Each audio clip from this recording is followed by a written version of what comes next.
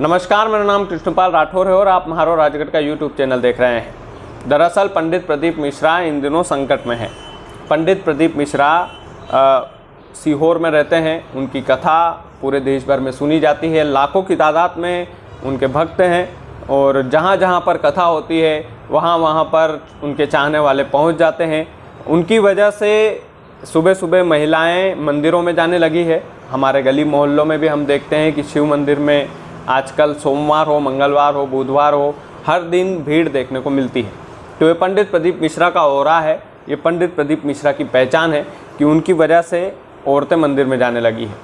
बहरहाल मामला कुछ और है। नर्मदापुरम में पंडित प्रदीप मिश्रा की कथा चल रही है और उस कथा के दौरान पंडित प्रदीप मिश्रा ने संविधान पर कटाक्ष करते हुए कहा था कि संविधान को बदलकर, संविधान को हटाकर भारत को हिंदू राष्ट्र घोषित कर देना चाहिए। पंडित प्रदीप मिश्रा के इस वक्तव्य से कुछ लोगों को बुरा लगा और कुछ लोगों ने उनके खिलाफ जो है वो देशद्रोह का मुकदमा दर्ज करने की मांग की है। जिन लोगों ने देशद्रोह का मुकदमा दर्ज करने की मांग की है वो लोग हिंदू ही है। वे लोग ये भूल रहे हैं कि पंडित प्रदीप मिश्रा हिंदुत्व के हक में बात कर रहे थे। लेकिन देखिए, अपना अपना पॉइंट ऑफ व्यू है। मैं किस विचार से सोच रहा हूँ, वो लोग किस विचार से सोच रहे हैं, सबका अपना अपना एक मानसिकता होती है, सबकी अपनी अपनी एक सोच होती है। बहरहाल पंडित प्रदीप जी मिश्रा के दिए गए उस भाषण पर कोई भी एक्शन नहीं लिया गया है, लेकिन एक ज्ञापन लोगों ने दिया है। जो संविधान को मानते हैं, जो बाबा साहब अम्बेडकर के फॉलोअर हैं, उन लोगों ने पंडित प्रदीप मिश्रा के खिलाफ देशद्रोह का मुकदमा दर्ज करवाने की मांग की है। देशद्रोह का मुकदमा, इतना बड़ा मुकदमा। आप सोच सकते हैं कि एक धर्म गुरु के खिलाफ, जो धर्म की गद्दी से बैठकर हिंदू राष्ट्र बनाने की बात कह रहा था।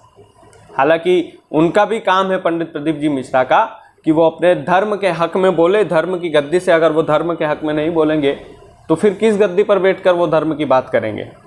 और लोगों ने, जिन लोगों ने उनके खिलाफ देशद्रोह का मुकदमा दर्ज करवाने की बात की है, वो किसी और समुदाय से नहीं है सर, वो हिंदू समुदाय से है। आखिरकार भीमराव अंबेडकर को मानने वाले जो लोग हैं वो अपने आप को हिंदू क्यों नहीं मानते? ये सबसे बड़ा सवाल है, ये सबसे बड़ा प्रश्नवाचक चिन्ह है। क्योंकि बाबा साहब अम्बेडकर ने जो कुछ किया देश के लिए वो अपूर्णीय है, उनकी भरपाई नहीं की जा सकती। उस बात की कभी भी उनकी जो पूजा है, जो हम अगर बाबा साहब की रोज़ दिन में 3 बार भी पूजा करें तो भी उनका धन्यवाद नहीं दिया जा सकता। इतना बड़ा काम किया है भीमराव अंबेडकर साहब ने। लेकिन उनके चाहने वाले इस तरह की हरकतें करते हैं। हिंदू के खिलाफ ही जाकर इस तरह से अगर आप देशद्रोह का मुकदमा पंडित प्रदीप मिश्रा पर अगर करवाएंगे तो इसमें बदनाम कौन हो रहा है? आप भी हिंदू हैं, पंडित प्रदीप मिश्रा जी भी हिंदू हैं। हालांकि उन्होंने ये गलत कहा कि देश का संविधान ही बदल देना चाहिए। संशोधन की बात वो कर सकते थे, संविधान बदलने की नहीं, क्योंकि संविधान ऐसे ही नहीं बना है। हज़ारों लोगों ने मेहनत की है, हज़ारों लोगों ने कुर्बानी दी है, जब जाकर इस देश को संवैधानिक अधिकार मिला है, संवैधानिक जिम्मेदारियाँ मिली है। और संविधान को बदलना इतना आसान नहीं है।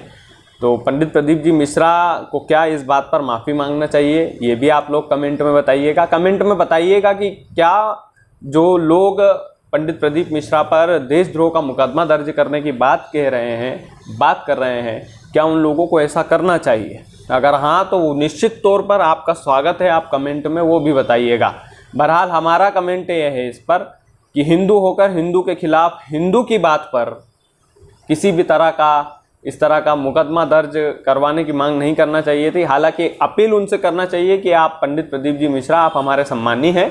अगर आप इस तरह की बात करेंगे तो निश्चित तौर पर हमें क्षति पहुंची है। आप इस पर माफ़ी मांगिए। माफ़ी मांगने की बात आप कर सकते हैं। देशद्रोह का मुकदमा, आप समझ सकते हैं देशद्रोह का मुकदमा कितना बड़ा मुकदमा होता है। पंडित प्रदीप जी मिश्रा आतंकवादी तो नहीं लगते मुझे। तो ये मेरा पॉइंट ऑफ व्यू है। आप लोगों को कुछ और हो सकता है कि आप लोग उनके विरोधी हों, हो सकता है आप उनके चाहने वाले हो। दोनों तरफ की पार्टी हो, हम बैलेंस रहते हैं हमेशा। पत्रकारिता हमारा धर्म है, हम दोनों पक्षों को दिखाना हमारा काम है। बहरहाल हमें ऐसा लगता है कि किसी भी धर्म गुरु के खिलाफ देशद्रोह का मुकदमा दर्ज करवाना या उसकी मांग करना ये वाकई में गलत है, क्योंकि अब इस पंडित प्रदीप जी मिश्रा और ओवैसी का कंपैरिजन तो हम नहीं कर सकते, क्योंकि कहाँ ओवैसी और कहाँ पंडित प्रदीप मिश्रा।